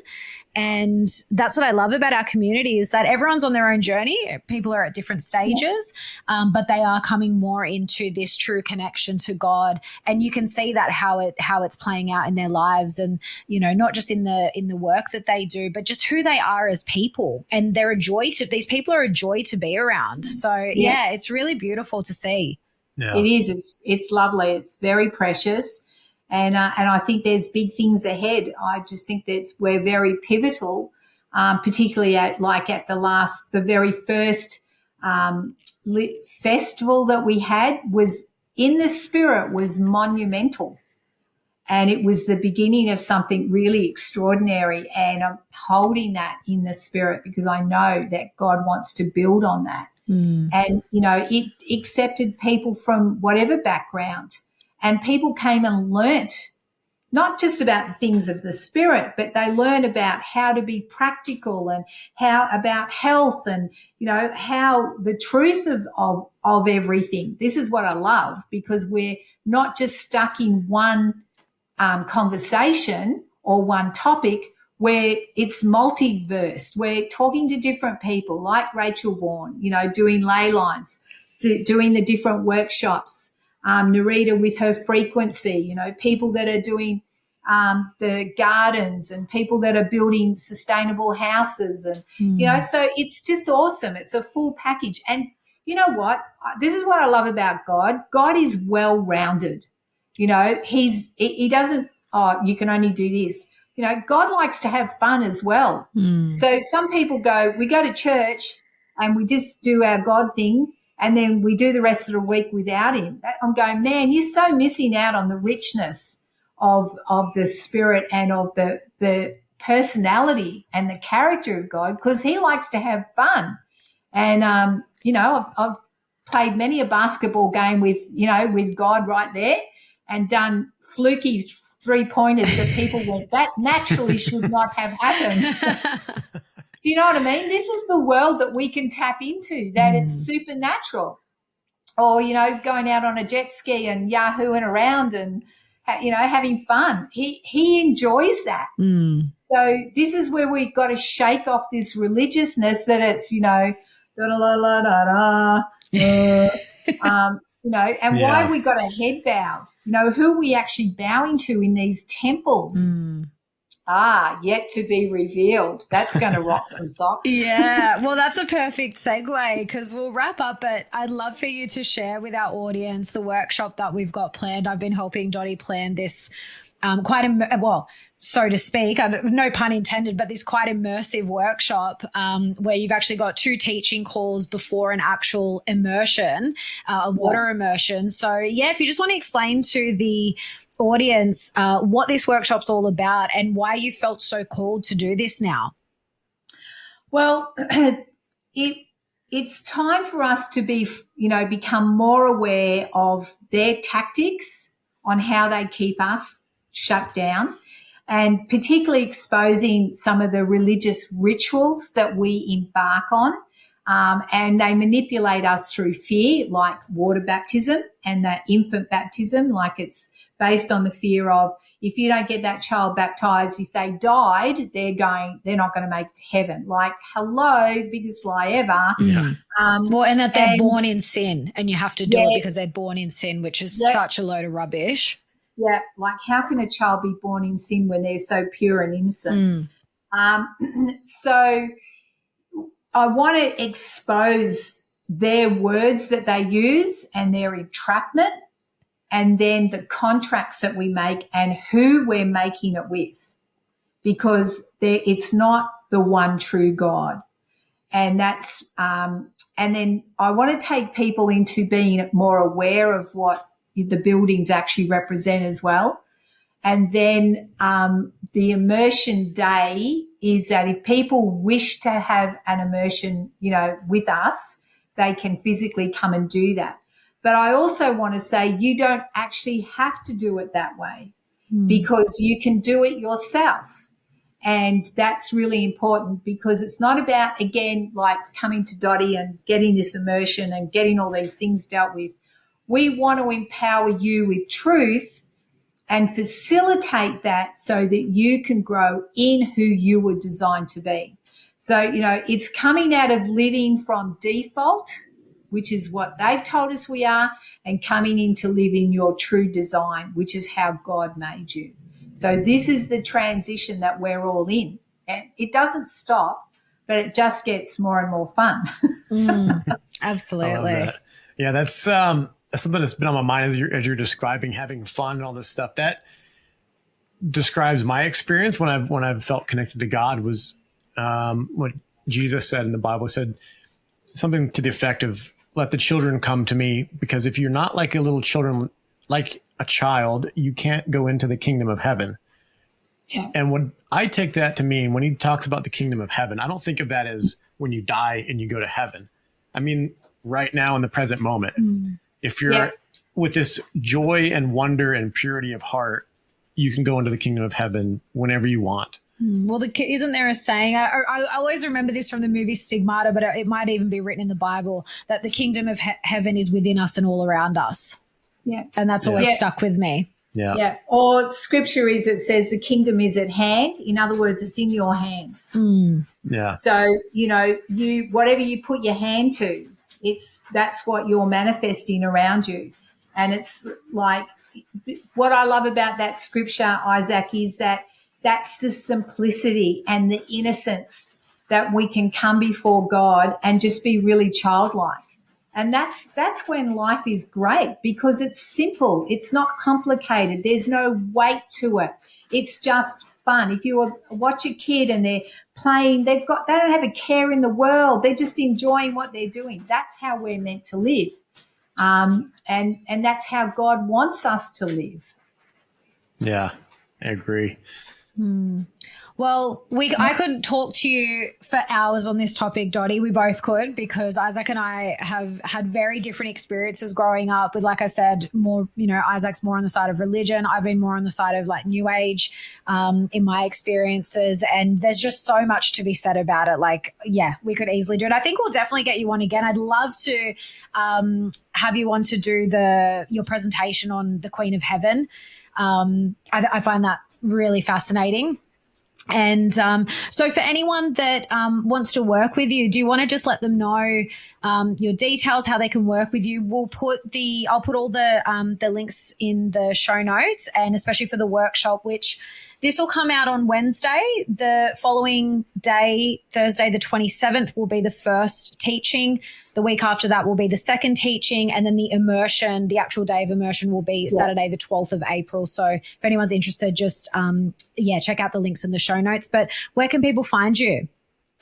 Okay, so you can find me on the Living Free platform, as well as I have a webpage called www.spiritreality.org. That's where I'm offering people different services if they want to have a one-to-one, energy healing, clearing, generational things. If there's things that you're aware of that you feel that are hindering you, or you keep tripping over them, or it's like the same scenario, then let's go into the spirit and see what the root issue is. And deal with that so that you can move forward and keep growing. So there's a number of different services there that I offer that people can just send a link through on the platform. Awesome. Well, thank you so much for joining us. Yeah, it was Thank you for having me. Yeah, I hope people got a lot of interesting insights from this and weren't too terribly triggered, but I have a feeling that the people that are meant to find this will. And I'm excited for what flowers from this. This is going to be, it has been, and it's going to continue to be an amazing unfolding. Yep. Well, I'm happy to come back and present the Queen of Heaven, but will rock people's socks, that's for sure. That's what we want, Dotti. Let's dig into it. Yeah, we'll set that up for a future date. Yeah, for sure. Coming soon. Yeah. All right. Good on you guys. Thank you. Thank you. Love you too. Thank you for listening or watching this show. If you got anything out of this, there's probably a lot more in the other episodes that you haven't seen that have amazing gold nuggets in it. Things from our lives that we experienced, freedom that's opening up. I used to be very angry, having failed relationship after failed relationship, multiple divorces, going to jail, almost losing my rights a couple of times. And now I'm just living an amazing life with a beautiful partner in Australia, living in an adventure with more hope than I ever thought possible. And the methods and techniques and thought processes and healings that I went through are talked about in all these episodes. Yeah. And for me, I suffered with a lot of mental health issues. It also stemmed into issues with drugs and alcohol and, issues with my body and getting breast implants and then having them removed. And all of those were really just catalysts for change. They were opportunities for growth. And a lot of what we share on this podcast and the people that we have on have either had something to do with our journey of healing or we've just learnt from. And really all of the topics that we explore here at Natural AF are always coming back to discovering who we truly are and living in that truth and being natural AF. So check out all of our previous episodes wherever you listen to or watch this podcast, and we'll catch you on the next one. See you next time, guys.